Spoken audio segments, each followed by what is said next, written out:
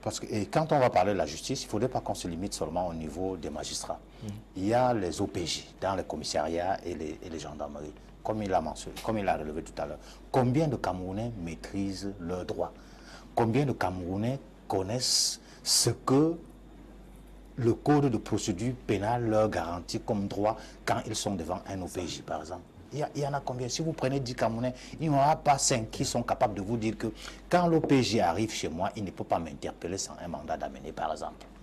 Ou alors, il ne peut pas peut-être me convoquer pour me présenter aussitôt. Parce que même déjà, les grands magistrats des régions, comme les procureurs généraux, ils donnent des instructions de manière constante à ces OPJ, mais ils ne respectent pas. Ils ne respectent pas pourquoi? Parce qu'ils savent qu'ils ont affaire aux justiciables qui n'y comprennent rien. À ce moment-là, on les manipule n'importe comment. Okay, Apostle Ambe, Valentine, Ngwa, we are looking at the perception that the common man has of the judiciary. You raised the issue of independence, where we have a minister who is under the executive, who is also heading most of what is happening under his department. But we also have the legislative. These are the lawmakers. What stops them from making sure that the laws that they vote are respected? And why not also bring out some of these cases? Because like he said, the Minister of Justice actually was reminding them to raise these issues. Do they need to be reminded that justice is not served to the people of their respective constituencies? The truth is, first and foremost, where do laws come from in this country? If we don't understand the source of the laws, we will not be able to know those who are managing the laws. The law is deliberated by the parliament, adopted by the parliament, and enacted by the president. When the parliament deliberates laws, adopts the laws, and the president refuses to enact the law, it tells you the parliament is limited. That's the first thing. Which means the final full stop for the enactment of any law deliberated by 180 parliamentarians is an individual. Which means the majority of persons with their intellectual capacity sit down, reason the society, the people who relate more with the man on ground, creates laws. Yeah, today it goes to the Senate and back. Yes, create laws that can favor the caucus. The parliamentarians are the ones that relate to the people on ground. They know what they go through. They can easily establish laws with respect to the conditions of the people. And then now at the end, when those laws are deliberated, adopted, the president wants to enact those laws. If the president refuses to enact a law, it means all the deliberation by the parliamentarians is null and void. Now, when we talk of people receiving fair treatment, I want to beg to disagree with Dr. Ndimancho. Because we have seen on many occasions in this country where as long as that law is against the state and you violate it, you'll be brought to book. People have attempted to carry out peaceful protests, which is part of the law in this country, and they have been vandalized. Does that law only suit some people and doesn't affect the state in question? Teachers and lawyers rose up in this nation to present their plight with placards. They were brutalized by military people, officers who are not even up to the grade of those teachers and lawyers. Is that the law? When I say we live in a society where the law is favorable to him that has the rank and has the cash, I'm talking because of practical experiences. I've seen individuals gone to police stations, give money to commissioners, and their cases were treated even against the person who was right because money had gone ahead. We have gone to state councils and to magistrates, even in Bonanjo, money went ahead and cases were twisted and files disappeared. We are talking about a good justice system with the wrong people manning. If you are quoting the law in Cameroon, you will quote 2,000 laws that are very effective and comfortable for every Cameroonian. But who is sitting on that law? They used to say the destination of a vehicle is not determined by the engine or the steering, but the driver. No matter how good the car may look like, if the driver chooses to drive into a ditch, it will all fall into a ditch. So we have a problem with the drivers of the law, not the law. when we come to the law in Cameroon, all those who have gone through, Cameroon penal code is not for magistrates, not for lawyers. One of the things I have to call attention is this: the penal codes are sold in the streets every year. So every Cameroonian is entitled to have access to the laws that govern this nation. Don't think that law is for lawyers, or for parliamentarians, or for magistrates, or for state councils. No, law is for Cameroon. The penal code is entitled to every Cameroonian. Buy it and study it. We have one of the most superb laws in this country. And let me tell you, you can actually know your right, know it very well, but circumstances will cause men to twist it and brutalize you. I've seen men driving cars in this nation. When your documents expire in a vehicle, you have at least a week to redo the documents. But once your document expires 24 hours, the next day a general officer is asking you that document. Even when you try to explain it, will tell you pack the car down. Why? Sometimes they use the force of the gun. They use the force of their uniform to intimidate you, even though you know that you have the right. Now, we are talking about those who have gone to school and they are able to study the law. What about an illiterate who doesn't know how to read or write? Does that person remain a slave in the society because they are not aware of the law? The man who has been taught the law is supposed to enact the law, not him that has not studied the law. A gendarme officer who went to one of the most taught forces in Cameroon when it comes to the law is the gendarmes. They are the ones to enact that law. When we talk about people, the common man in the quarter that can obtain justice, I think in a percentage of 100, about 10% of ignorant people, poor people in the quarter can find their way successful in the justice system. Because almost every individual in the justice system, not all, we cannot say, because I've seen very sincere judges also who can deny 100 million and stand to maintain the truth. It's all right. It's all right. Yeah, they are there, but they are very scarce. They are there, they are very scarce. I don't want to mention names of a few I've seen across my path. The truth is, when people are ignorant of the law, it is not an excuse for those who know the law to marginalize them. It should be the responsibility of the persons who know the law to practice justice. Not wait till somebody must know the law. Not everyone went to school. Not everyone has the opportunity to access the penal code. So when we talk about giving justice to people in the society, justice should be given because of what the law says. It shouldn't be based on somebody's position and somebody's rank in the society.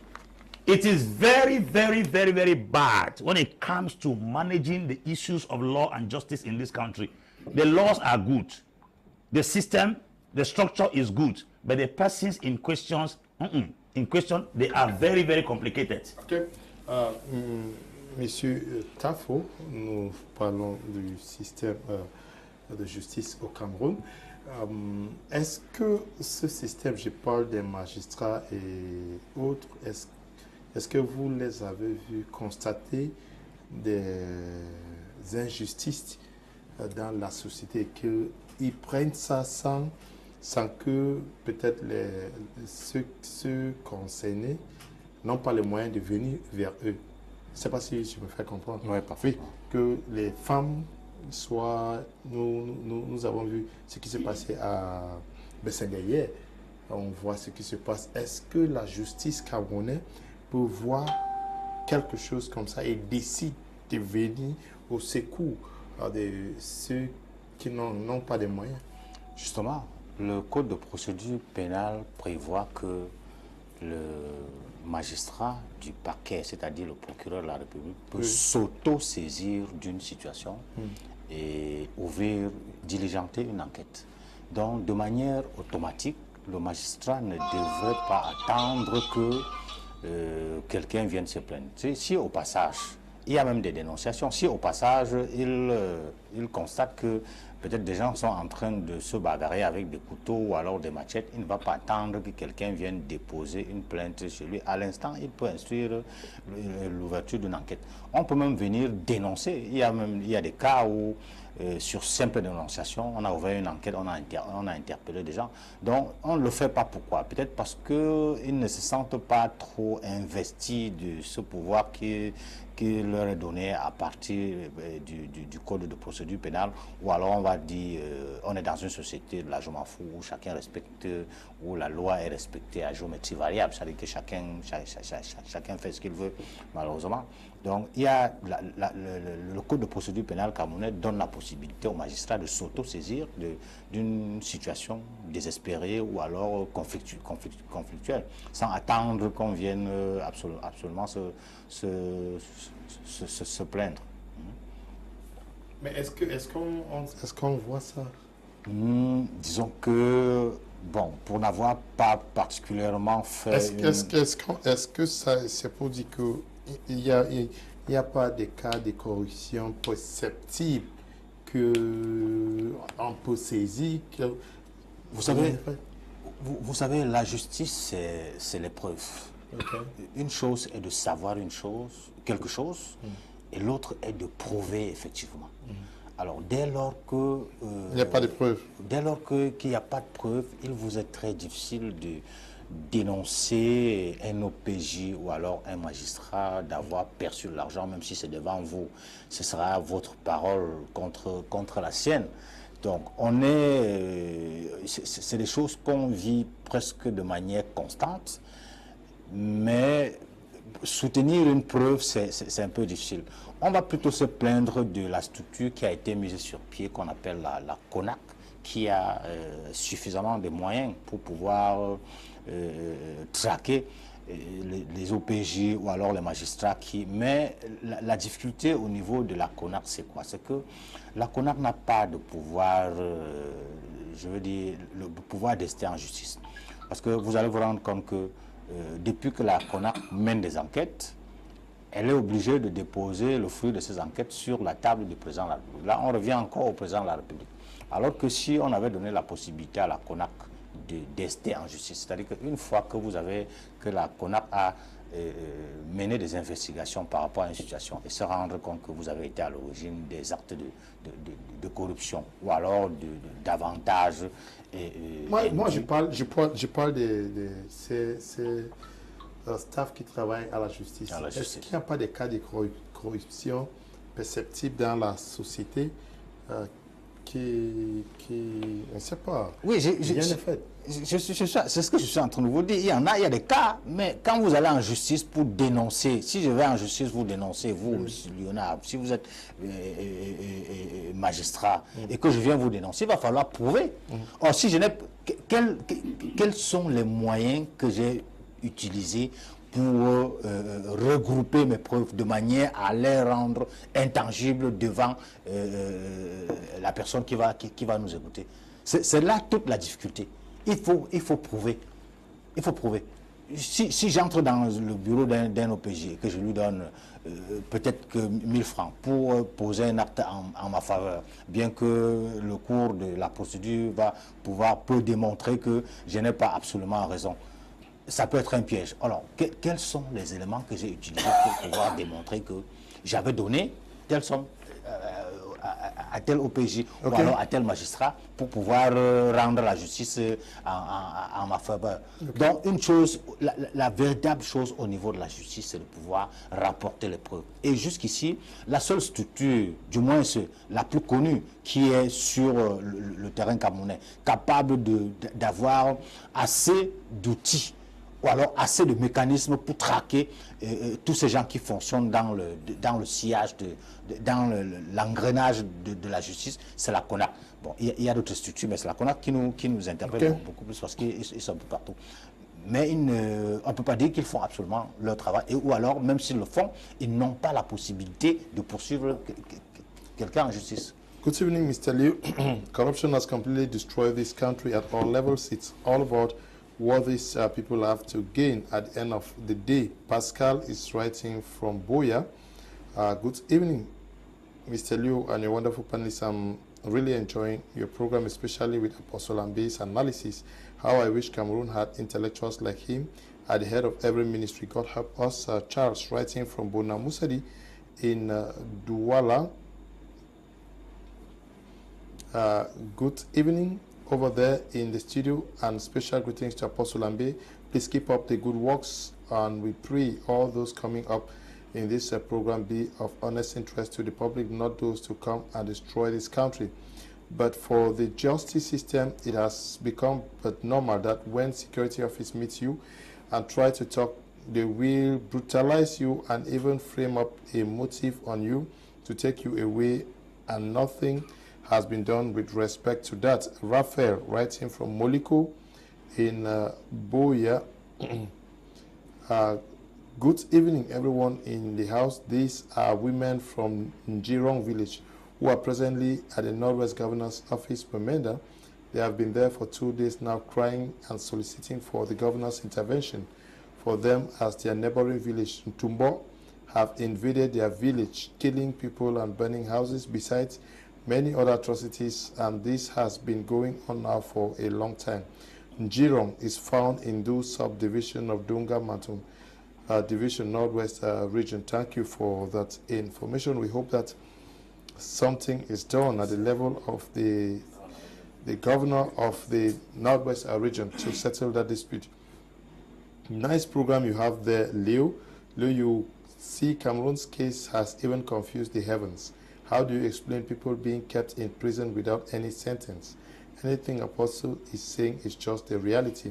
Let's not twist things. There is little justice system in Cameroon. Sometimes you wonder if this country was necessary. Okay. Thank you for this. Good evening, Mr. Liu. The justice system has served the common man zero justice. Chama Ha is writing from Boya.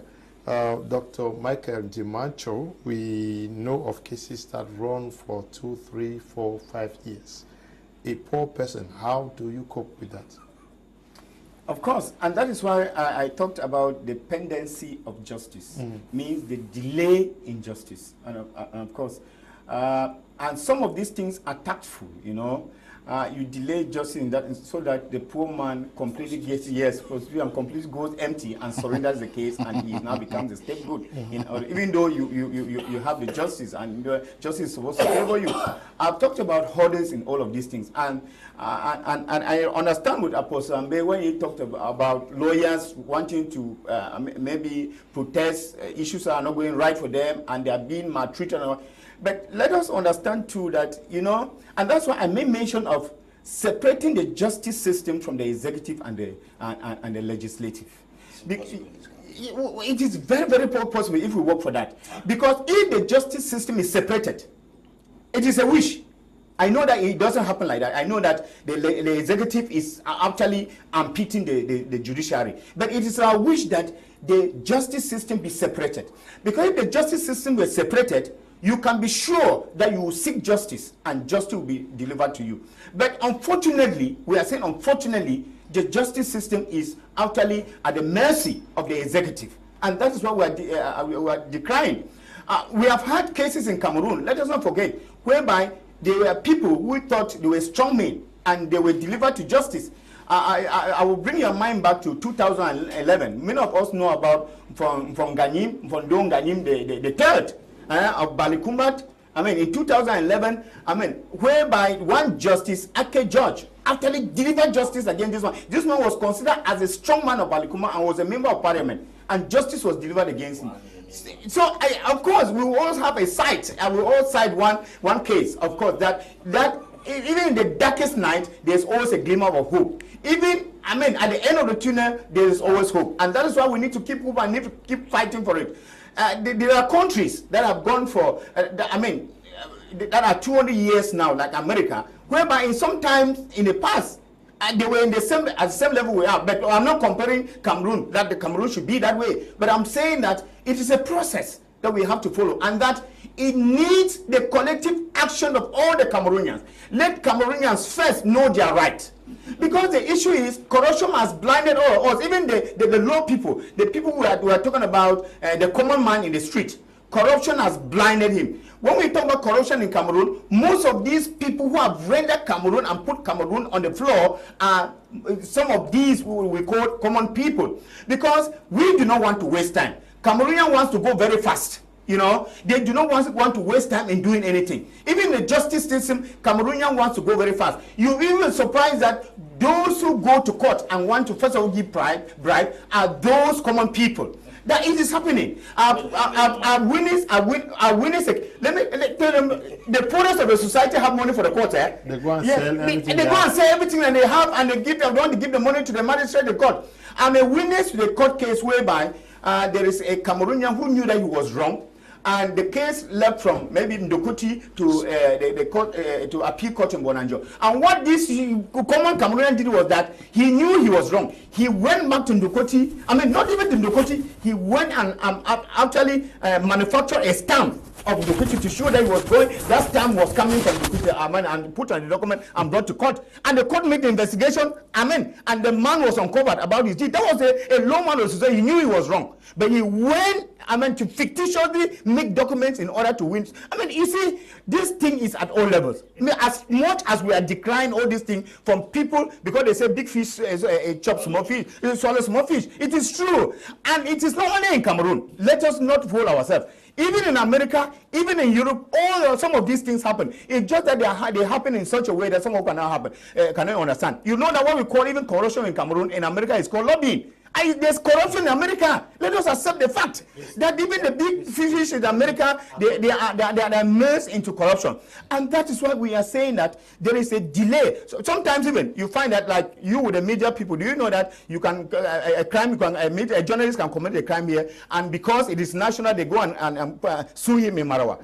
If that journalist doesn't have money to keep on going to Marawa, justice goes to who? It goes to that. Many persons are suffered like that. Suffered like that. Mm-hmm. So let us understand some of these little facts that the community needs to know. There are some of our colleagues who were sued in Limbe. There are some of our colleagues who were sued in Limbe who live in Yaoundé.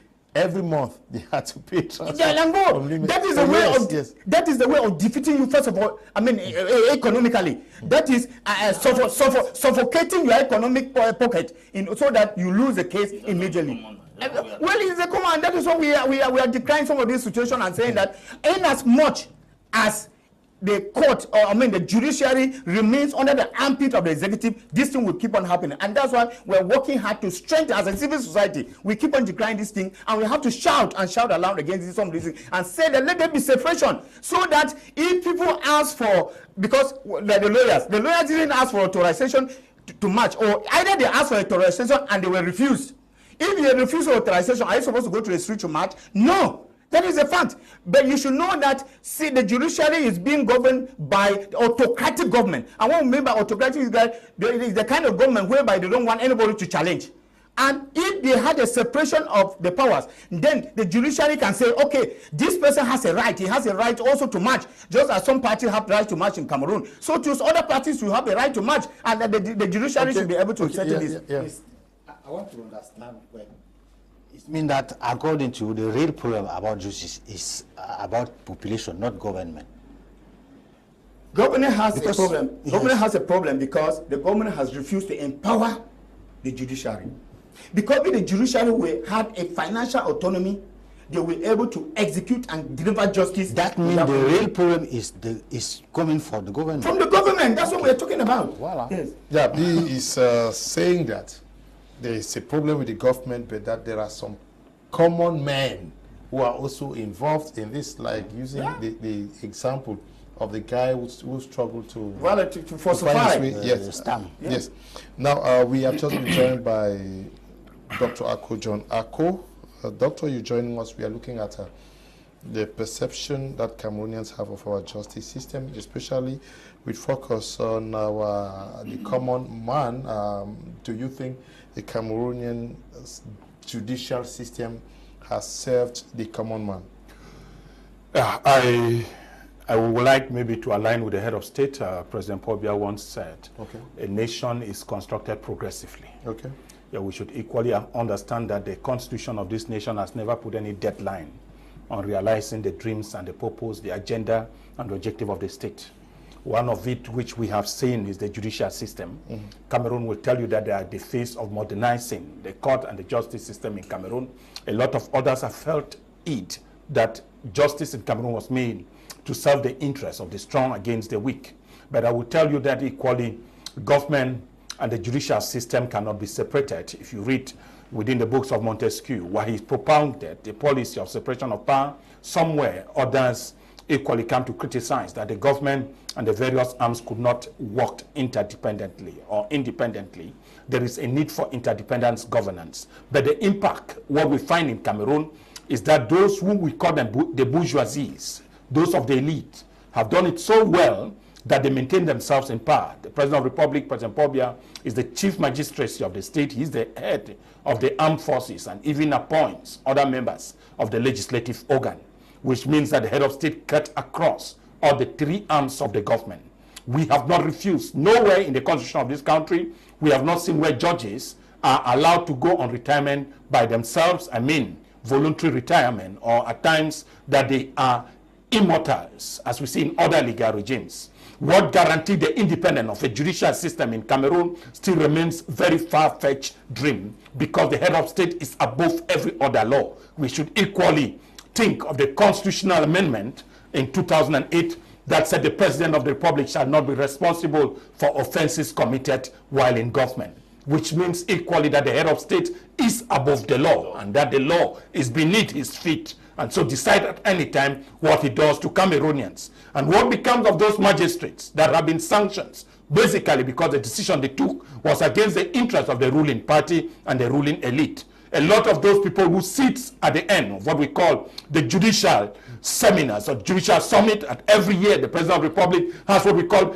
the Council of Magistrates that meets with him at the Unity Palace to review the judicial system of the year. How many of those people have been dismissed and maybe transferred to far off jurisdiction because of their step towards reforming the Cameroon judicial system?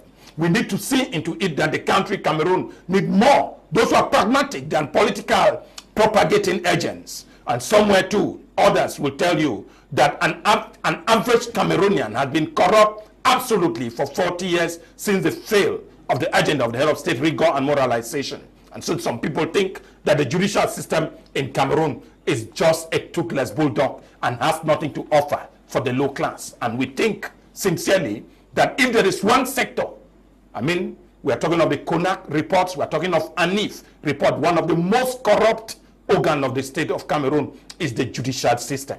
Can we equally see that the common man is left nothing than to suffer the impact of the ruling class? The elites in Cameroon need to send justice. Like I just said here, we look at the American system.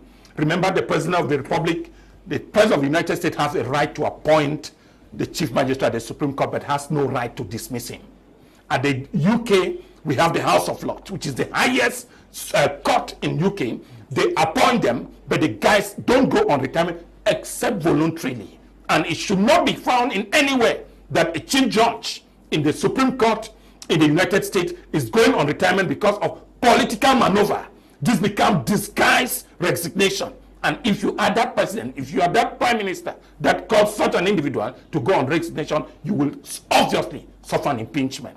How have we guaranteed the liberty of those who are called to try or handle cases? A common police officer, we have seen several examples here, can torture a lawyer and go hands-free. What in which judicial system can we find this? When men of the law can be dragged into mud and then the system still applauds and appreciates them. There are things which we need to come out, and if country need to evolve, one of those domains we think is to release the judiciary from the hands of the executive. Why not the legislative? Because it all starts with the creation of the various organs. The head of state appoints the senators. Which type of laws do we intend to have? Being there for the next mandate will still depend on the power and the credibility of the head of state. The president of the Senate is elected.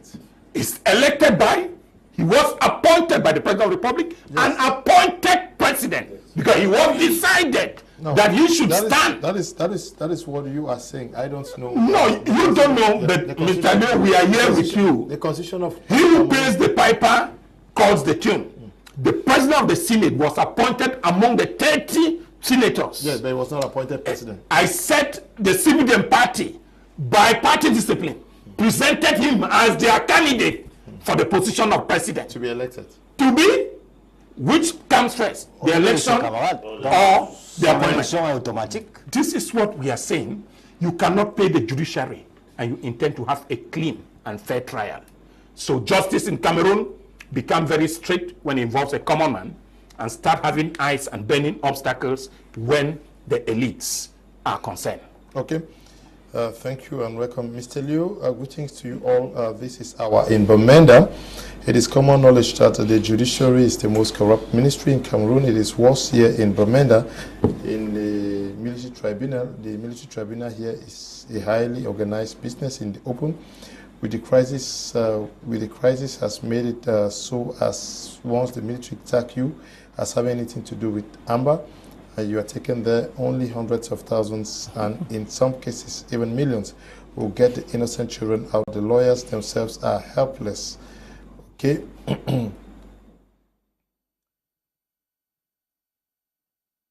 This one says, where is justice for the innocent children that were killed in Ngarbu? Winka Edwin is writing from Banjul. Mr. Leo, good evening. I am Cynthia, writing from Melon. I want to say that the situation in our country is beyond understandable. By every indication, the law in our country belongs to those who have rank. Take an example of a military court. They make you believe that you don't know the law. They make you believe you are wrong. The law has been handed in their hands and everything is characterized with, okay, so it's traumatizing. Let's sit up. Oh, thank you very much, Cynthia. Good evening, Mr. Kum and others in the studio. You guys are discussing a good topic. Justice in Cameroon is done according to connections. For real, like the other panelists said, if you question a police ocean dam that you're looking for more trouble and might end up being beaten if you don't have a good backup. Okay, Hussein Akanga is writing from Boya. Good evening, Mr. Liu. I'm Fanel from Yaoundé, Mimboman. I believe there is justice in Cameroon, especially at the court of Ekunu. I had a case there. I was surprised that the court president and the magistrate handled the case genuinely. I pray that they should continue with that spirit. Okay, we're glad also to know that in Ekunu, a court actually is doing well. Good evening, Mr. Liu, and your intelligent panelist. Mr. Liu, please give a handshake to Dr. Akko John on my behalf. This man is genetically intelligent. Glenis is writing from Bamenda. Good evening to you, Glenis. This one says, how do you explain it that the State Council sent a complaint to the brigade for investigation and the investigator, after completing the investigation, rather than send the complaint and process verbal to the State Council, rather gives it to the accused and the file disappears? I have a recording of the investigator and the superior attesting to the truth. AG is writing here. Good evening, Mr. Leo. If Maurice Kamto and many other legal minds are not delivered justice as required, as prescribed, then who is that innocent man or woman in the village? Not to talk about lawyers who constitutionally go out to express a grievance and are abused. Goma is writing from Bamenda. Bonsoir Prime, merci pour le débat. Et un coucou à mon papa Maître Tafo, si seulement ces choses de la justice pouvaient voir votre débat, okay? Now, we are talking about justice not served to the common man or served in some cases. But let's look at those that are supposed to defend the common man. I'm talking about the lawyers. Are the lawyers not also taking advantage of the poor people? That is, a lawyer is handling your case because you're poor. The lawyer even engages with someone who is richer than you to your disfavor. The lawyer would even be happy to prolong the case so that you pay. Well, this one has to do with individuals in question, okay. Because there are lawyers who actually have conscience. Okay. Yes, there are lawyers who have conscience and they treat people based on their situation. There are individuals who are doing law not because they want to make money, but they want to defend the defenseless. There are individuals who are into the law field not because they are looking for a means of livelihood. They have other means of income, but their practical passion is to defend those who have no defense. And such persons are so many. We have the case of the young girl who was arrested being no PT's wife in Buya, a group of lawyers, Barrister Tamfu, Barrister Echo, and they went there and defended the woman for nothing until she delivered her child successfully. That's human rights lawyers. They have been doing that. We've seen cases in Cameroon where lawyers have intervened in cases that the people were very poor just to bring them out of the claws of the tiger. On the other hand, there are also some lawyers who are very, very greedy. They will take advantage of the situation that is on ground and begin to exploit you, even though they know you will not win. A good lawyer I have seen once is Barrister Bache Francis. Sometimes when you meet him, he will sit you in his office and he will tell you that this case like this, you will not win. Don't attempt it. Settle it behind. But when a lawyer knows that by the law, if you go, you lose, he influences you to keep on investing and you are going, that's wickedness. And there are lawyers like that. And there are others who act like judges in their office. They will tell that as far as this case is concerned, if I were to sit as a magistrate, this is going to be the outcome. Don't attempt it. Call the person you have a problem with, settle it from behind and let it end there. There are lawyers like that. So I'm talking with this particular situation has to do with the individuals in question. Everybody has his or her own conscience as far as treating people are concerned. So we have all kinds of lawyers. We have desperate lawyers. We have kind-hearted lawyers. We have good lawyers. We have greedy lawyers. It depends on who you fall in his hands. I remember one of the ace lawyers in Boya, Barrister Tanimbi, who told me that most often he prefers things are done this way. Yes. Because going up there, it's a waste of time. It will cause people to spend more money. More money, yes. I've seen lawyers like that. I've been, not without any publicity, I've seen Bache Francis done that. He will call the two persons in question and say, sit in the office here. This case is like this. I'm talking now as a judge. If people go to court, this person will win you. So adjust and settle this thing here rather than spending money and running up and down. He does that. And there are other persons who have seen how vulnerable others have. They intervene in the case, use their money, use their skill, use their intelligence to bring the person out of it, because their passion is to make sure that the vulnerable are not maltreated in the society. While there are others who are very desperate to make money, and they will see a case that you are going nowhere, they will keep extracting from you, siphoning money from you. At the end of the day, you say they were defeated, because a lawyer has no blame if he doesn't win a case or not. Lawyers only win case to build up their profile and to increase their status in the society and to fan aglow their reputation. But if they don't win any case, you have nothing to hold them tomorrow. It's not some kind of situation where you say, okay, you practice medically, your practice was wrong, and then they seize your license. You will never seize a lawyer's license from being losing a case in court. So there are people like that. So to me, it varies to the individuals in question. To me, building a big name at the expense of people's joy is not being professional. One of the things we enjoy in every vocation is your humanity, your human nature, that humaneness in you. If you are able to give people the concern, the love, the passion, beyond that, I read the story of a certain judge whom every time he goes to court, every time he goes to court, he will win the case. He will win the case and he will win the case. I said, why do you win the case? Because I carry the burden of my clients in my heart. When I'm talking, I'm planting the burden of my clients in the heart of the magistrate. So you must carry people first at heart. If you have a great name as a good lawyer, even if you don't make money at the end, it's better than siphoning money out of people's pocket and then try to make your way by any means possible. So we are talking to lawyers that they should equally search their conscience, even though you read the law to make money, but make the money rightly. Okay. Don't jeopardize people's life and frustrate their life because you want to make money. I don't think that's advisable. We are going to be moving to our second topic for tonight, which has to do with the land issues in Tiko with the CDC, the Cameroon Development Corporation. We are also, if time, we may have to still discuss the CDC tomorrow with the conditions of the workers. They actually wrote out a letter yesterday to the governor of the Southwest region and the general manager of CDC, asking them to pay their unpaid salaries. 27 months they have gone without salaries. We also know that the trade union of the CDC, they are having a general assembly, I'm sure, on Saturday. So we may have a lot to discuss about the CDC in the days ahead. But let me start by reading this press release. MINCAF cancels 2 land certificates to Tiko village community, reverts the land to CDC. This was signed in April.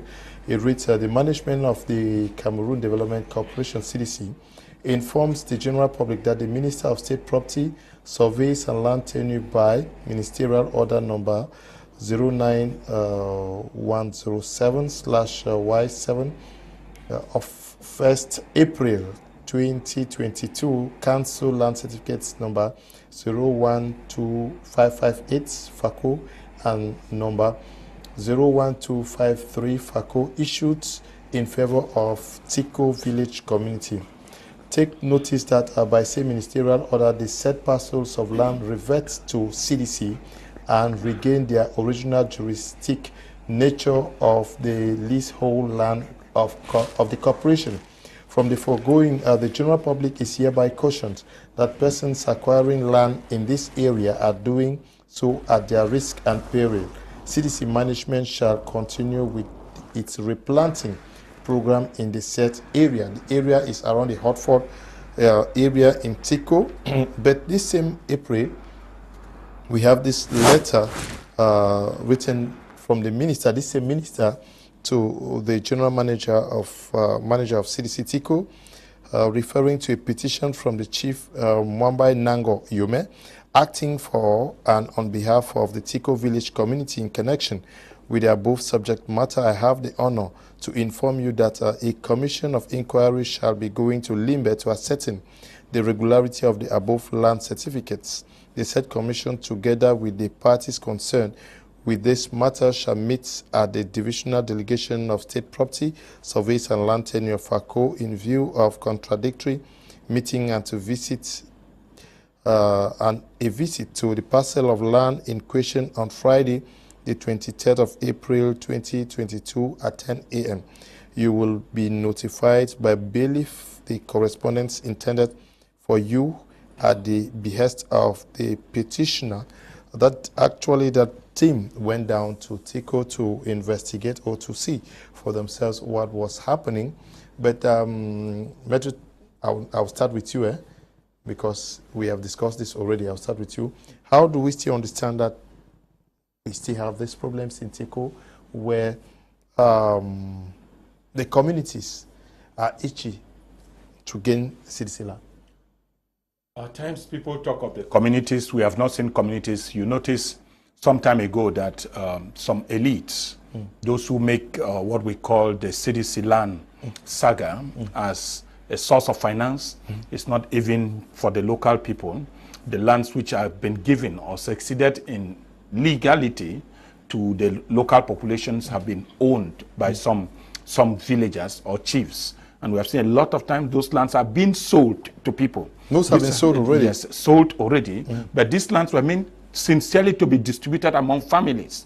There is a law that regulates the encroachment of villagers into the neighboring sites to the CDC. At times the CDC leaves certain number of meters from inhabitants, and so it is but legal that when those lands are given, therefore investment of those who are based in that area. Remember, the worst was that some chiefs, yes, the indigents, some of them don't even know when land has been given in that area. Some are still to even understand whether land was sincerely given before even noticing that it was even sold not even to the villagers again, but some people coming from outside.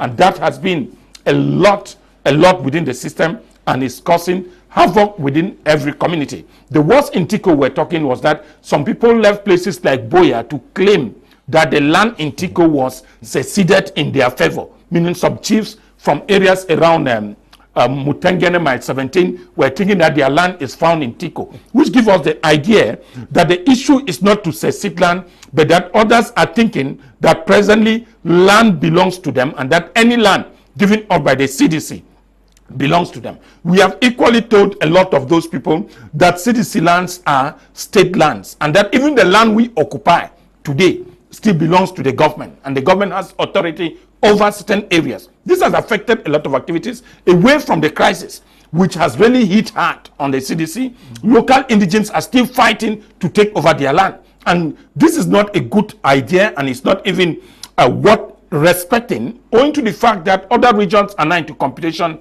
with the FACO region. Maybe people are not aware. I said some time ago that when you look at the PHP around Njombe Penja, they too are on expansion. And imagine the other side, somewhere in the south, we realize that Evekam is expanding so much again into other areas. There are new plantations being developed again in the east. Maybe people are not aware that to compete with the CDC. And if you notice that the Chinese have taken vast hectares of land to cultivate rice in some places. These are foreigners. We have not had such a struggle against the Chinese in those places where they occupy now. But it is shocking that in FACO, I know very strongly that equally a lot of people in FACO think that land has become a ready mining resource for financial offer to create wealth. And so a lot of people go in a battle with the CDC, not only for the interest of the villagers, even though they know that the local rights for the exploitation of land has given some autonomy to villagers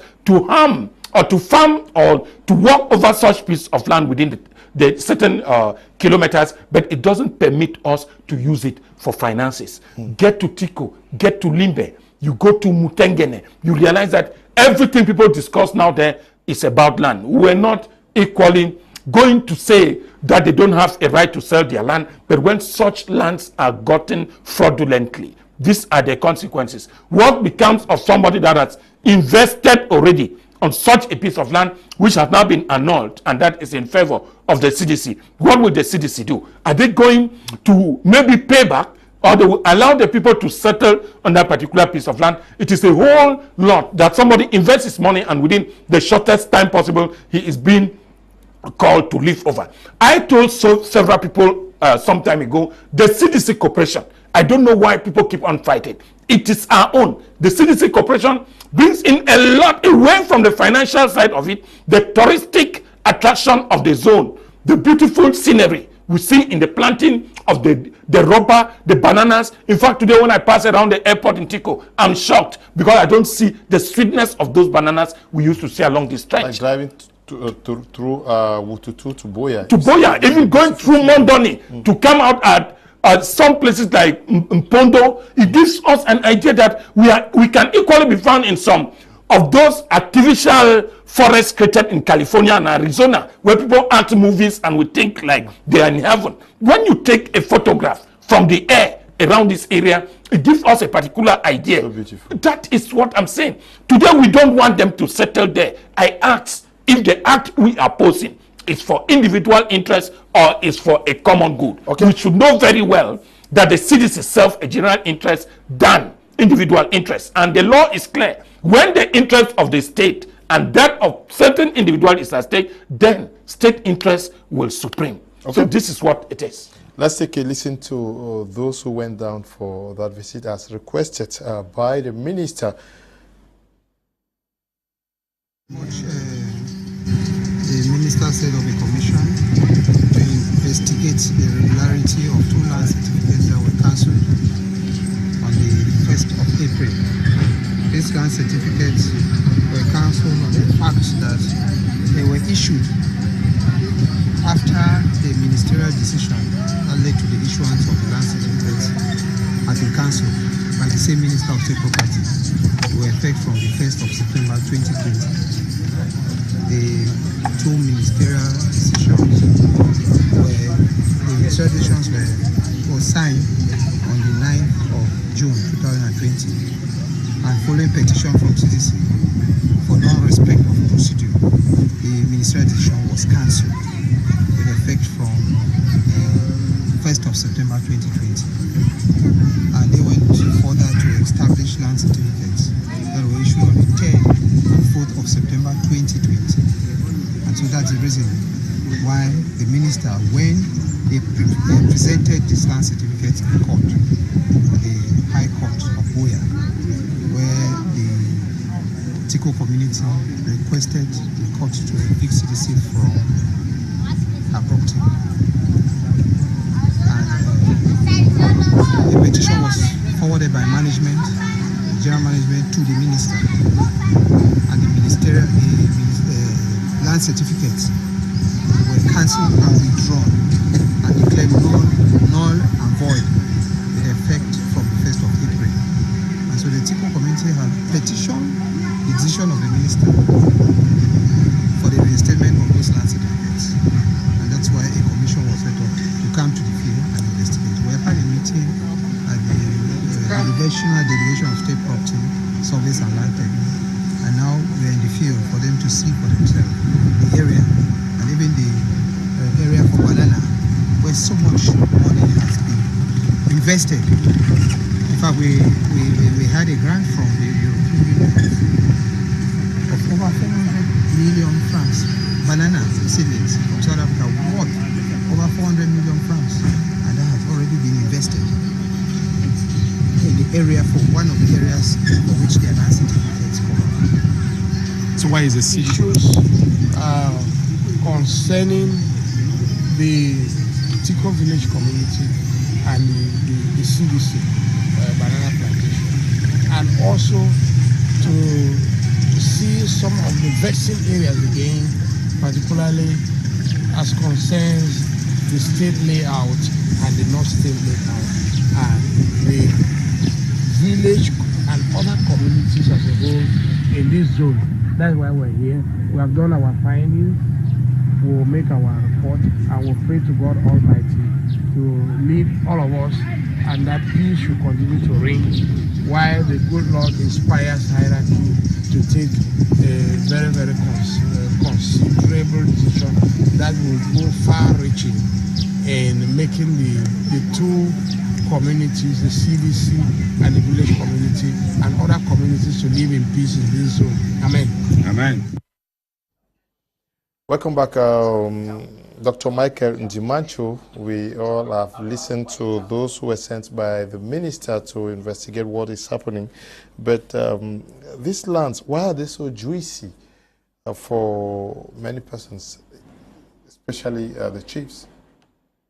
You know, we have talked about this issue of the CDC land sometime in the past, and we are asking ourselves, is it that the chiefs, they think that this is the kind of the last resort of money-making kind of an asset, the only thing that we can hang on to make money?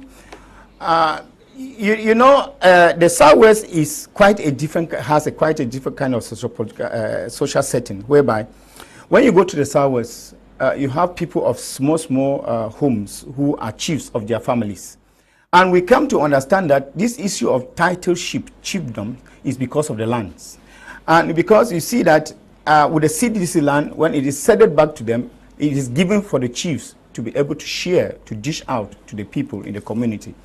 And we have come to understand that even though it is given for the chief to dish out to the communities, much of the parcels of the land are usually owned by the chiefs. And you find the people come out, and they have come out clearly, they come out to riot and to actually express their anger on what is happening.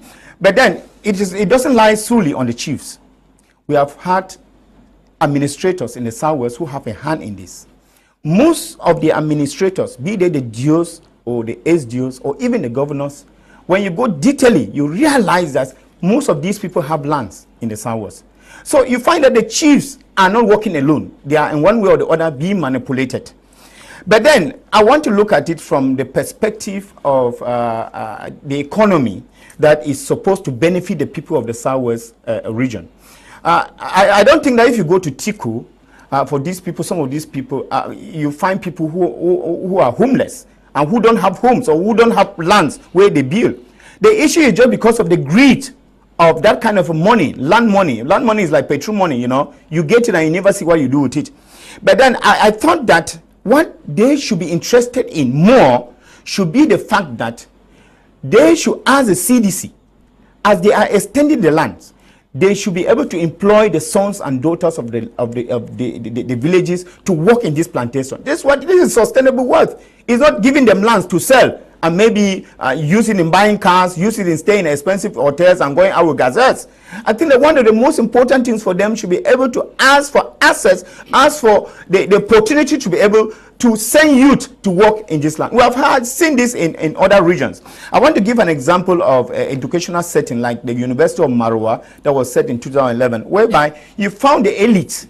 I mean, what they were interested in was how was this university going to benefit the people from the north? And that is very important. Let us not just look at, hand-to-mouth stuff, something that you eat and it ends now. And you saw what happened in 2011. They imposed on the government to recruit more the students, to give more admission to students of the North. Because they know that is sustainable. A student who gains knowledge is going to come and plow back and give back to the community. It was not for them to say that, okay, since we get this land to the government, okay, the government needs to give much money for us to be able. I think that this is what the people of the South, or people of Tiko in particular, should be able to do. That they should be able to look at the future of the environment. The world is becoming a world of the economy. Agriculture is imposing now in the world. And I think that we should be able to take this opportunity to make our youths the youths of tomorrow. And the best way to make the youths and not the youths that are beggars, mangjang as we call them, you should make the youths that are able to learn something, that are sustainable. They will be able to offer something to the community tomorrow. And the only way in which they can able to offer anything to the community is that these lands will be used judiciously. You realize that you go to Tiko, there are some sites that were even set up for graveyards. They are no more existent. You feel that even those sites, you don't find them any longer. It means they don't even have graveyards, because people are looking for every little opportunity to sell land. And then you are asking yourself, and we have said that, even biblically, maybe Apostle Ambe will disprove me, that the issue of sale of land is not the issue that is even biblical. Because anyone who sells land, I am telling you, when you look at it, it's like, it acts like a boomerang, that tomorrow you are not supposed to sell land. And I think that when you have an opportunity for your land to actually be used for economic reasons, I think that you should be happy. Some villages are even clamoring for the government to come and even set some kinds of industry or invest in their land so that the youth should be employed. And they do not have this opportunity. I think that the Southwest should be proud that they have CDC. You have many people who came from the Northwest region. Most people are who they are today in Cameroon because of the CDC. You had many people from around Cameroon who came and worked in the CDC, and they, educated their children from what they got from the CDC. And I think that if at that time people concentrated on selling land, this wouldn't have happened. So, my opinion, I think that we should act more in expanding. Let the chief be able to collaborate with the CDC. I'm talking about how these people are going. I think that there's some confusion, because if these lands that actually were sold out to people had land titles, then there is an issue there, because the people are supposed to be compensated. They are not so, even though when the government says it compensate, the government, you may spend 5 million or 10 million on a land and come and give it 200,000 francs for compensation. But I think that this should serve as a lesson that it is worthwhile for the land to be used for the benefit of the people of the Southwest, of Tiko, and of the people of the community than selling the land. That it is much more sustainable, because every chief that is a chief of that represent the people. It's not so. The chiefs are just like trustees. The chiefs are trustees on the land. The chiefs do not own land. They are supposed to discuss with their subject to be able to sell any land in the community. But when chiefs go on selling land individually, then we begin to see that there is some foul game there, and this should serve as a lesson. And then I think that if these chiefs are supposed to be able to pay back on the rule they played in selling around this land, it will serve as a lesson, and I'm sure that in future this won't happen any longer. Ok. Maître Taf, j'espère que vous êtes au courant de ce qui se passe. Les terres de la CDC sont vraiment convoitées par la population, surtout les chefs, qui veulent aussi faire grandir leur village et ville. Comment comprendre ça? Est-ce que il n'est pas... Est-ce que les chefs ne doivent pas plutôt sauvegarder la CDC? En réalité, c'est ce qu'ils devraient faire. Donc, on comprend cette propension que certaines autorités traditionnelles ont à brader le patrimoine du village. Pourtant, ce que la CDC rapporte à l'État ou alors à la population, parce qu'il va de soi que les employés sont pour la plupart des gens là.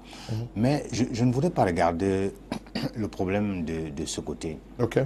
Parce que vous voyez, chaque fois qu'une autorité, qu'elle soit traditionnelle ou administrative, a posé un acte, quand je peux dire délictueux, vous allez vous rendre compte que derrière lui, il y a toujours une autre autorité qui se cache pour faciliter ce genre de comportement. Le chef ne se permettrait pas de brader les terres dans une communauté sans se rassurer que l'acte qu'il est en train de poser, il est soutenu en amont ou alors dans le noir par telle ou telle autre personne. Il y a des gens qui l'y encouragent. Et c'est ce qui est dommageable, ce qui est dommage parce qu'ils ne comprennent pas. Mais il faut déjà savoir que toutes les terres, du moment où vous n'avez pas encore un titre foncier, chaque fois que vous êtes sur un espace terrien, ça appartient à l'État. Toutes les terres appartiennent à l'État. Mais seulement, l'État peut reconnaître certaines portions dans des villages parce que là, on sait qu'il y a des communautés. On peut par exemple dire la communauté de Ngoribakoko ou alors peut-être la communauté Mbangé ou alors Douala, ainsi de suite, qui ont... Là, on peut déterminer que ce sont des zones qui, on peut dire leur village par exemple. Mais ça ne donne pas le droit au chef d'en faire usage, d'en faire usage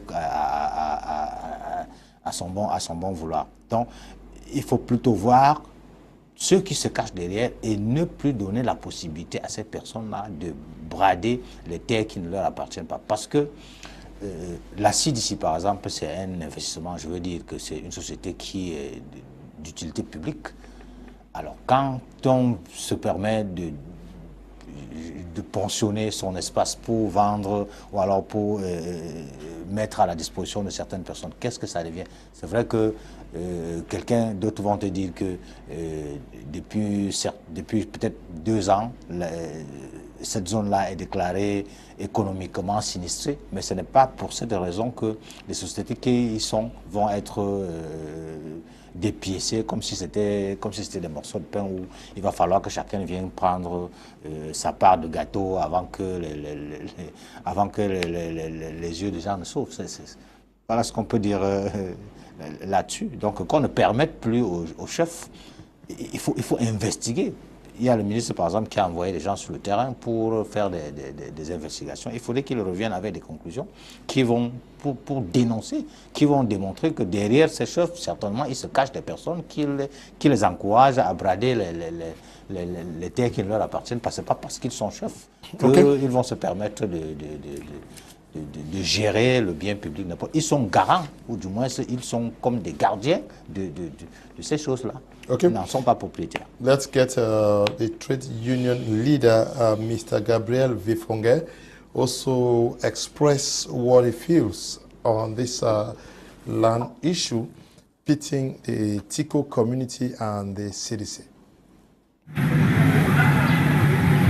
Our reaction as an organized labor organization, organized labor of CDC, we have, first of all, we have to make our point very clean and clear that in 2017, 2016 and 2017, that area was the whole photo banana estate of the CDC, where our members who are workers of CDC used to work.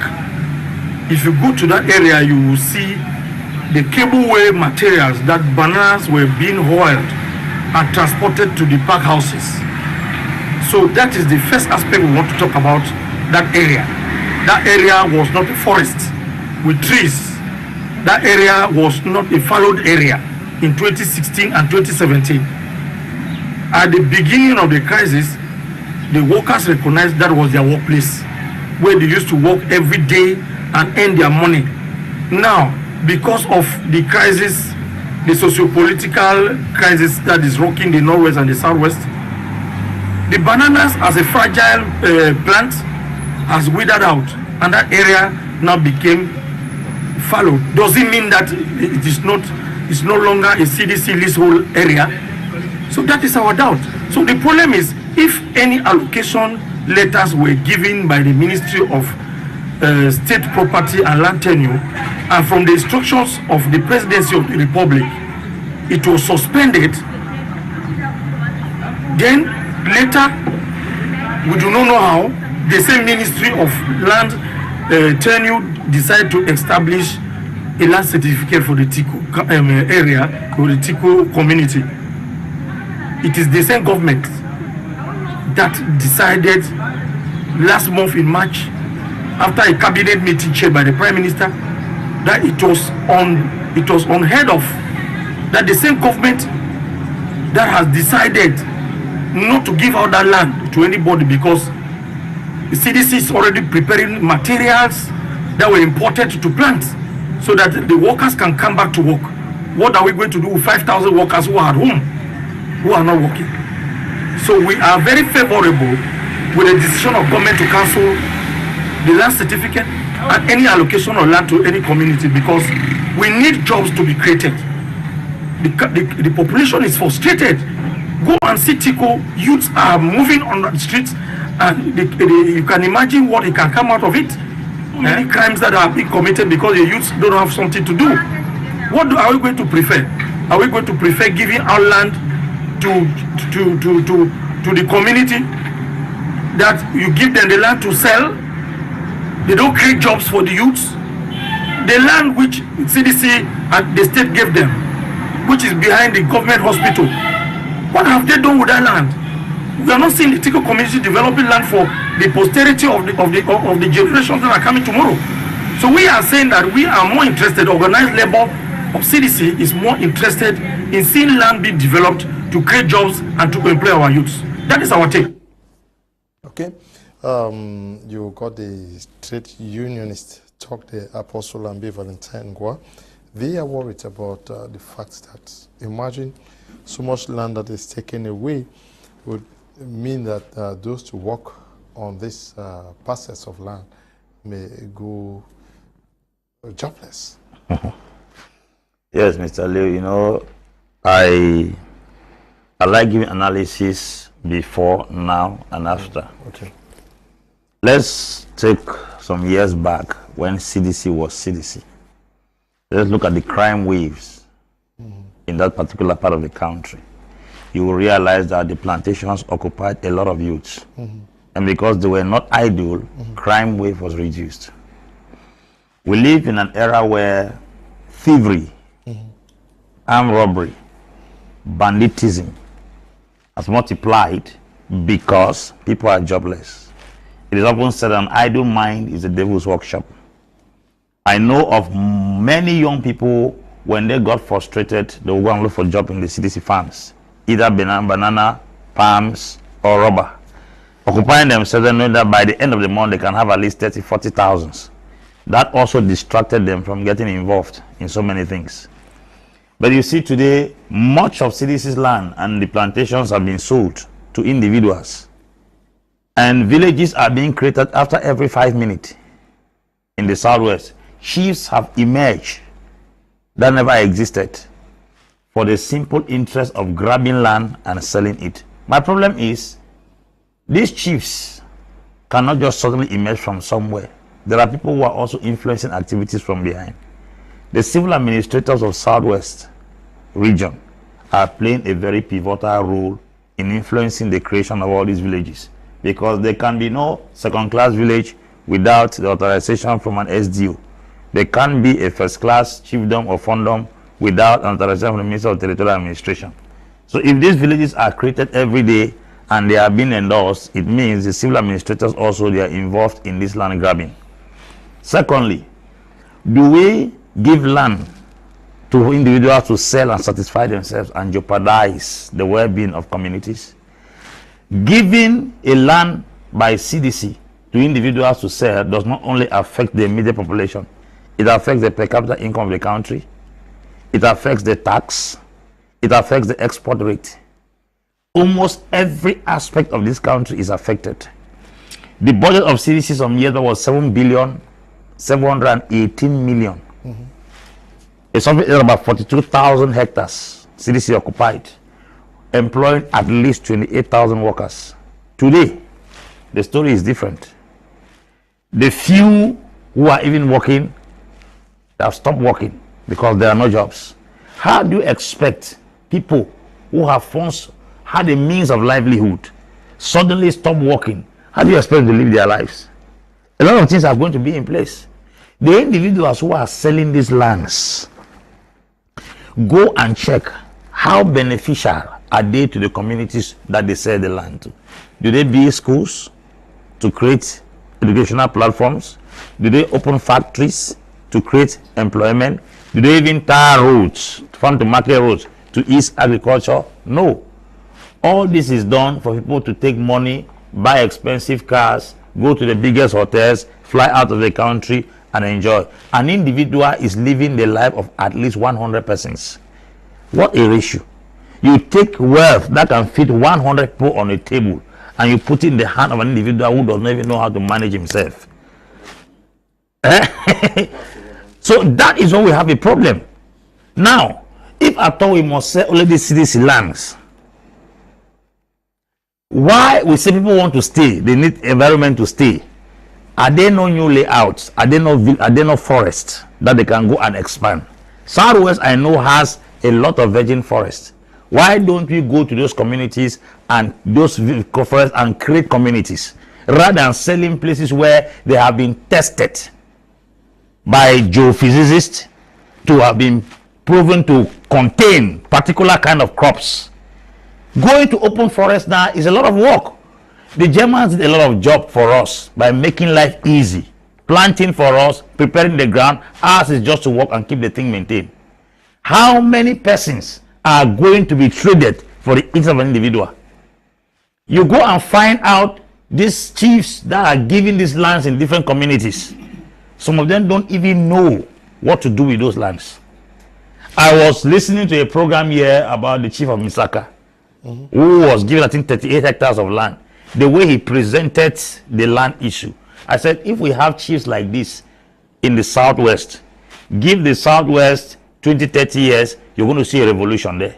The problem is, a lot is entrusted in the hands of people who cannot manage. I stayed glued to my screen the day the chief of Misaka was here trying to discuss issues concerning his community. The idea that chief has as a young man I couldn't be confused about his wisdom, because he said he sat under the king of Benue. It means he has gone for mentorship. Now, when we take lands, chiefs are created after every second. We take lands that are supposed to serve the community, serve the nation, and even provide food. I remember as a young man was still going to school, this Del Monte banana, when things get rough, was what we used to buy in those days and cook. Even the banana is not available. Hunger has increased because CDC was not just a source of income, it was a means of livelihood. It was a source of food. People ate. People will rush to those palms and harvest palm nuts, and come there to make soup, make oil. People will rush and pick bananas around the monte to come and eat in their houses, those who did not have means to buy rice. Today, all those places are going down. Hunger is increasing. Joblessness has increased. Income, no salary has equally become part of the people. How do you expect crime wave not to increase? Almost everyone is riding bike.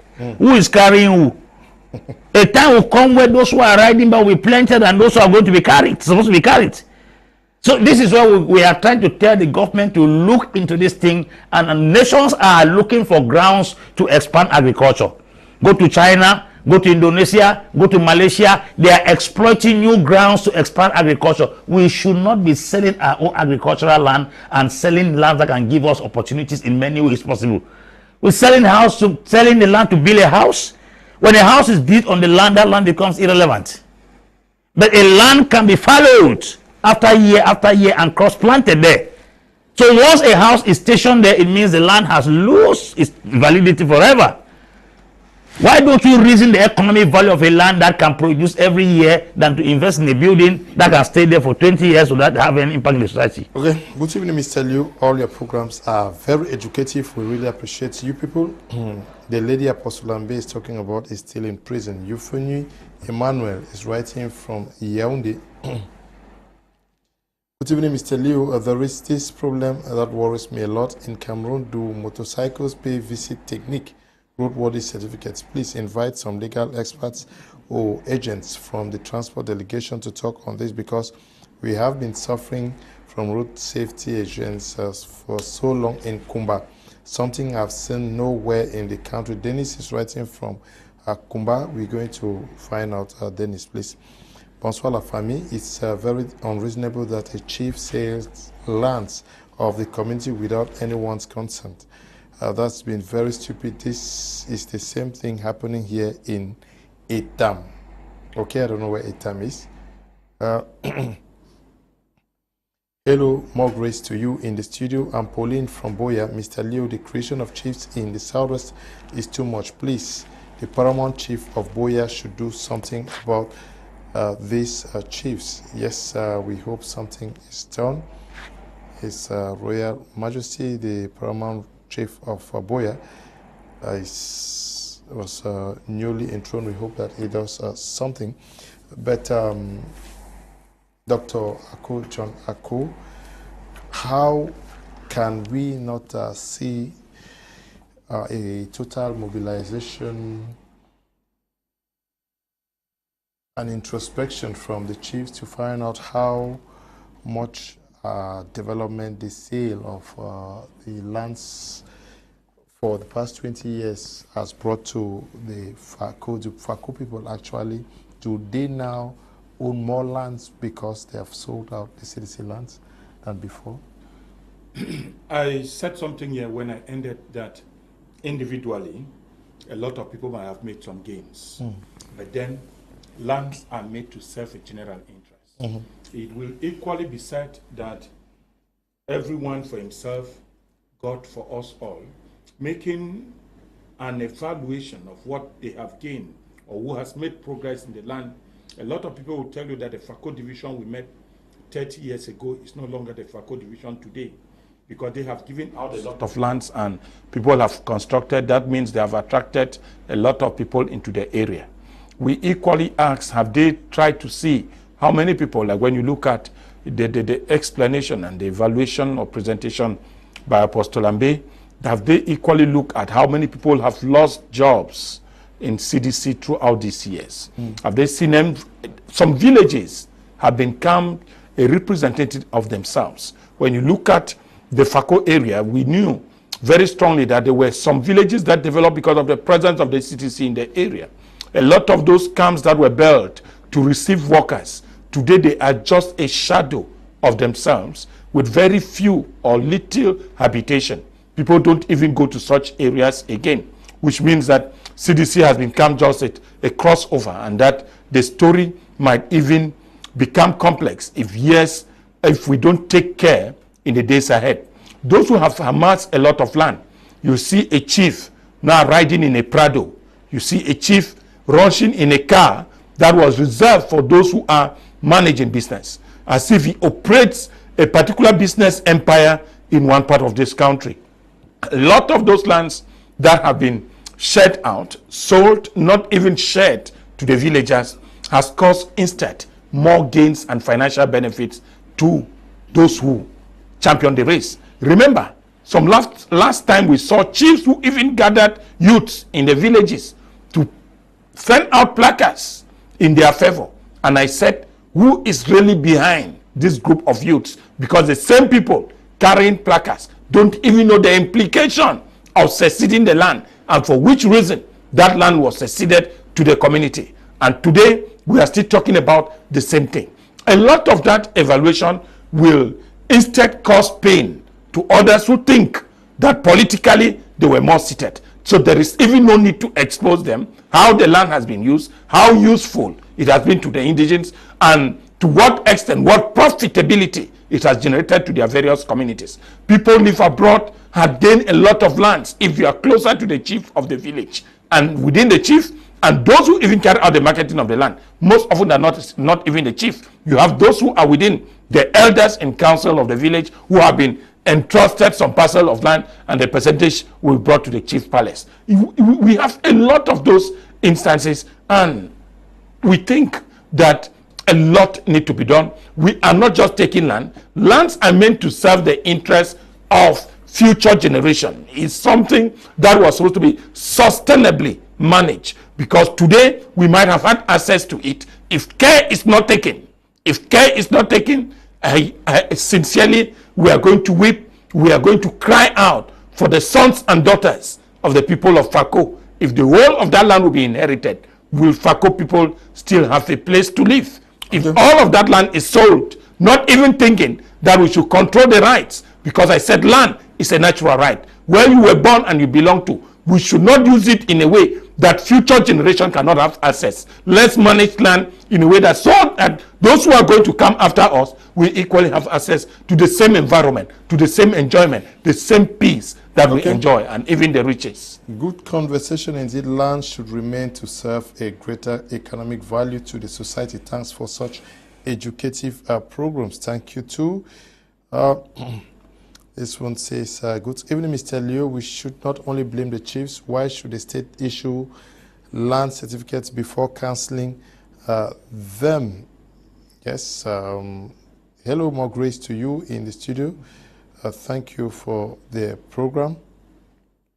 Thank you too for participating. Dr.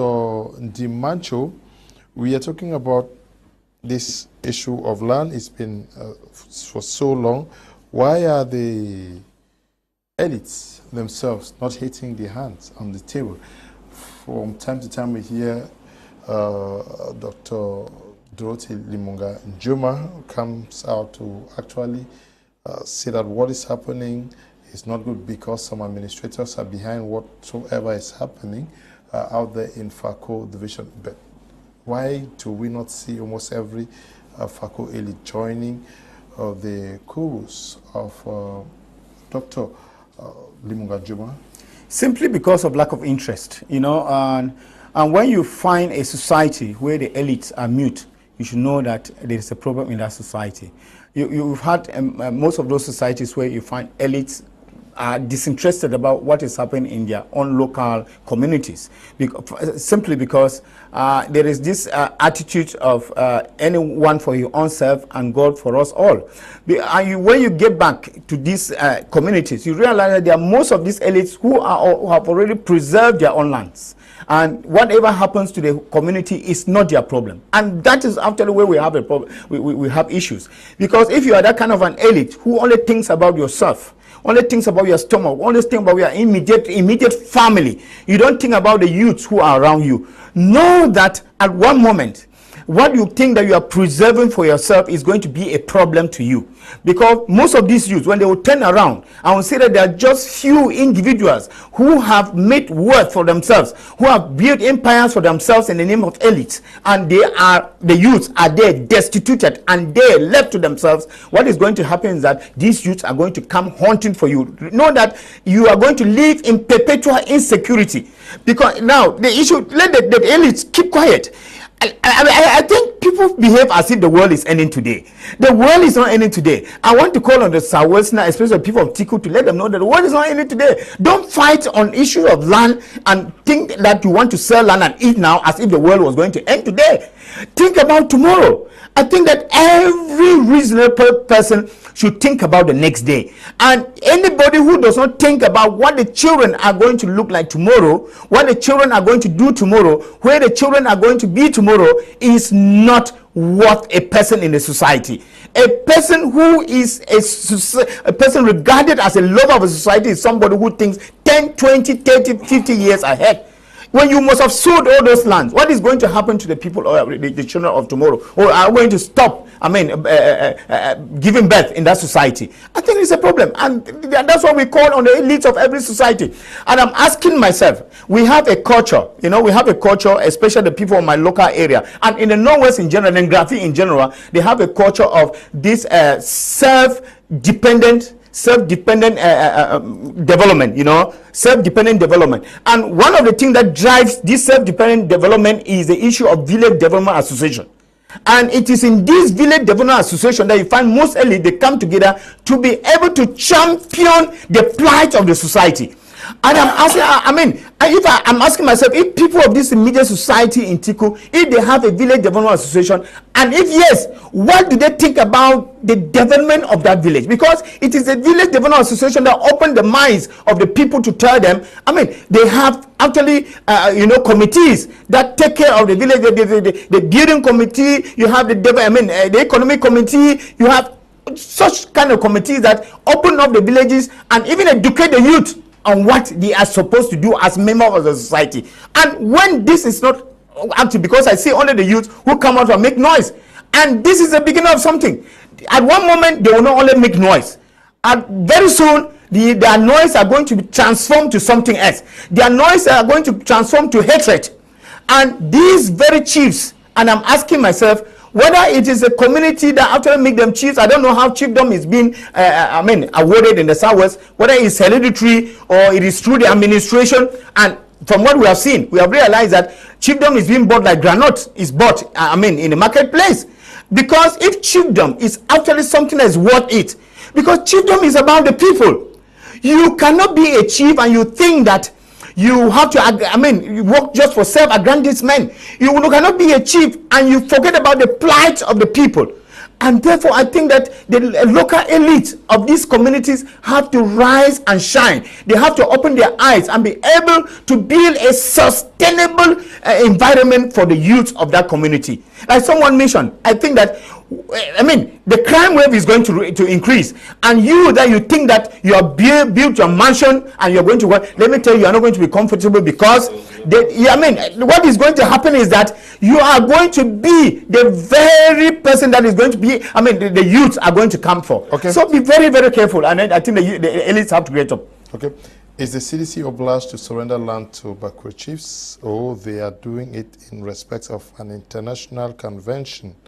Furthermore, are we implicitly saying that Ambe secessionist actions over CDC's investments should no more be blamed against a loss of jobs from the corporation? Qu'est-ce qu'il faut faire pour arrêter ce qui se passe, Maître Tafo? Il faut reconnaître que tout ce qu'on vit là-bas, c'est les conséquences de l'instabilité, de l'insécurité qui règne depuis 2016. Je veux dire, depuis que la crise du Nozo a commencé. C'est ça qui donne des possibilités. Le frère expliquait tout à l'heure, parce que les enfants sont dans le chômage, il faut bien qu'ils trouvent de quoi s'occuper. Peut-être que ce n'est qu'en vendant les terres qu'ils vont avoir un capital pour investir ici et là. Bon, c'est vrai que le grand frère aussi disait que c'est pas quand on vend les terres, si demain il n'y a plus rien à vendre, qu'est-ce que vous allez faire? La seule chose à faire, c'est déjà de sécuriser, qu'il y ait la paix dans le Nozo. Quand il va avoir la paix, on n'aura pas besoin de dire qu'on va vendre les terrains pour occuper les enfants. Ou bien que... Et puis, les gens ne seront plus friands à la moindre occasion, chercher des petits raccourcis pour se faire de l'argent. C'est vrai que peut-être derrière, il y a des bonnes intentions, mais c'est un peu trop facile de chercher à résoudre les problèmes sociaux de cette façon-là. C'est pas toujours sûr qu'une fois que vous avez vendu un lopin de terre, l'investissement, on ne vous souhaite pas le mal, mais l'investissement que vous escomptez faire, si ça ne réussit pas et qu'il n'y a plus un autre espace à vendre, vous faites comment? Vous allez faire comment? Donc c'est un peu là, c'est là tout le problème. Donc, et puis l'État devait penser à la politique sociale pour occuper les populations, pour occuper les gens, et puis ne pas permettre qu'on prenne autant de raccourcis pour se faire de l'argent, ou alors pour s'occuper. On en vient à l'unique et la dernière chose qu'on dit depuis des années, qu'il y ait que la paix revienne dans le Nozo, et puis ça ne va plus... on ne va plus trouver des petites occasions pour convoiter les terres, ou alors pour chercher des petits raccourcis pour se faire de l'argent. Okay. Good evening, Mr. Leo. My name is Leo from Tiko. I don't think if anyone has the money to buy land, he should be stopped. The land in Tiko is not being sold to foreigners, but to fellow hardworking Cameroonians. It's a fish world we live in. If anyone is hardworking, he should obtain what he can afford, okay? Yes, but must you buy CDC land? Mr. Leo, I encourage you guys in the studio. That program is really a stepping stone for most parents and guardians. It's Kanjo Gilum writing from Melon. Thank you very much, Kanjo. It's my village. Okay, from Melon. Yes. Many persons are watching us from there. Yes. Good evening, Mr. Leo. The issue in the Southwest is a business between the administration and the chiefs. I'm Emmanuel, writing from Limbia. Good evening, I'm Liengu from Tiko. CDC have lands in Mondoni, which they have abandoned. Why they don't go and invest in those lands? They are fighting to take lands which they cannot pay their workers. Yes, okay. Good evening, Mr. Leo. Christ is writing from Boya. Land is very expensive nowadays in Fako. House rent too is very high, especially in Boya. The population has increased. The youth needs land to build. The government should find means to lease land to the youth to build their own houses. Okay. Tegen Donatien says, good evening, Mr. Liu. We pray for His Excellency President Paul Biya. Let him be possessed with the wisdom of King Solomon. This will bear fruits in our economies. Tegen Donatien, writing from Abama. Good evening to you, Donatien. Apostle Ambe, Valentine, Ngwa, you're the last to talk on this topic. What should be done by the people of the Southwest region, Fako in particular? Must we sell CDC lands if we want to expand villages? Well, if at all the lands are overused and they are no longer productive, if at all they think that the population has outgrown the available habitable land, they could sell, but before selling, they should create another forest for farm. Okay. Because we cannot advise them to go and create lands in the forest for people to stay there. We are granted they should sell the CDC land because it is overused, probably because you cannot be planted on the same spot over and over. But at least before they want to sell these lands, they should create other farming lands in virgin forest in the Southwest. Just like what is happening now in Evekam. They are creating more farming lands, creating more plantations. There's a place here in Edea around Famous Swiss. The community does not sell lands. You go there, you rent land, you do your farming and go away. The law is that they don't sell lands in that community. People plant there. I have a lot of young men who are doing farming there, planting yams. They have plantations of plantain, pepper, and the rest. But the law of the community, there's no land is sold in that community. You can rent it, exploit it, and then you go your way. So if I thought they are using the lands that they think like it's been overused since the Germans planted many years ago, I'm sure they should be able to go to the forest in the Southwest region and be able to expand new forests, create new farmlands, and then plant what they are destroying close to the city, like banana, rubber, palms. They should go to the interior of the Southwest. I heard that some other farms were created around Ilwani. Those are forests they exploited and they planted palms. They are doing extension now in Widikum, in Ambe. I hear that CDC is extending that way. I don't know if I'm right. They are exploiting forests also there to do expansion. So I think there is still virgin forest in the Southwest that if at all they want to do a replacement of CDC, they shouldn't close down the plantation by selling the lands. They should relocate the plantation and then sell the land that are habitable. That should be my last concern or counsel to the authorities in question. Okay, the authorities in question. I'll take 2 messages and we are done. Good evening, Mr. Liu and the crew on board. I know land is very valuable, but in the case of Tiko, I think the CDC plantations have engulfed the whole area. They have to shift a bit further.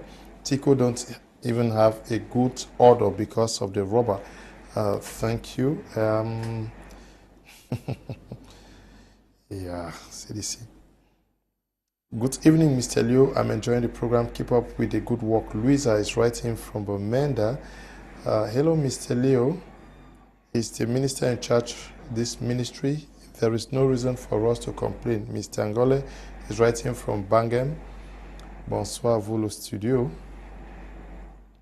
This problem can be our fault. My view stands that those chiefs who have authority they don't deserve posts like should be given to well-educated persons. That's economists. In economics, we say a piece of land can serve as increase in per capita income. 2, second source of income, a source of employment, high living standards, and also increase in government revenue.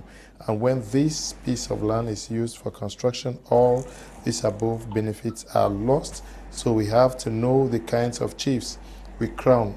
Dibala is writing from Melon.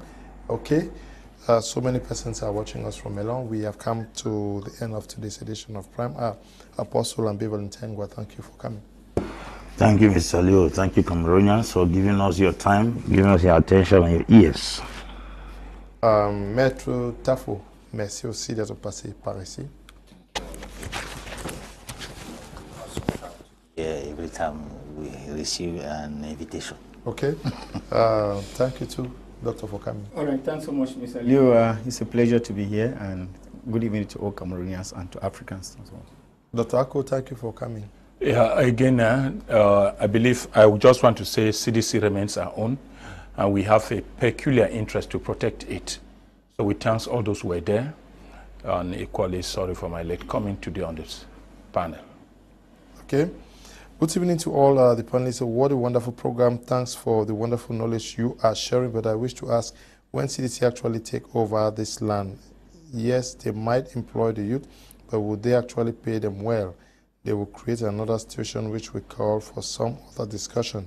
Why can't the government give these lands to people who will build modern industries to employ the youths? E.g. Tiko has no modern manufacturing industry. Look at our Tiko soap closed a long time ago. Bison Rollins is writing from Bonaberry. Thank you to the production team and to all of you who took time off to watch this edition of the program. Stay blessed. Bye-bye.